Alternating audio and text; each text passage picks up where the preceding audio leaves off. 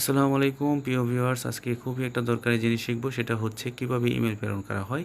তো ইমেল প্রেরণ করতে গেলে ওখানে আপনাদের টু সিসি, বিসিসি এবং সাবজেক্ট থাকে, তারপরে সেন্ড বাটন থাকে।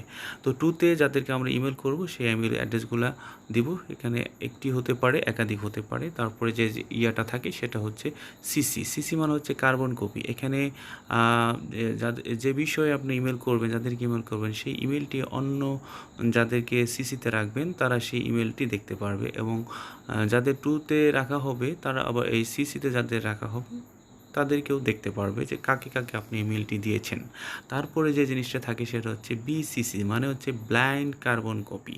এখানে আপনার একাধিক ইমেল অ্যাড্রেস থাকতে পারে, আর এখানে যে ইমেল অ্যাড্রেসগুলো থাকবে যাদেরকে দেওয়া হবে সেখানে তাদের ইমেল অ্যাড্রেসটি, যে ইমেলটি পাঠানো হয়েছে সেক্ষেত্রে টু যে যাদের রাখা হয়েছে এবং সিসিতে যাদের রাখা হয়েছে তারা দেখতে পারবে না। এরপর সাবজেক্ট বাটনে আপনার ইমেলের সাবজেক্টটি লিখে আপনার নিচে সেন্ড বাটনে ক্লিক করার মাধ্যমে আপনার ইমেলটা প্রেরণ করতে পারবেন। ধন্যবাদ।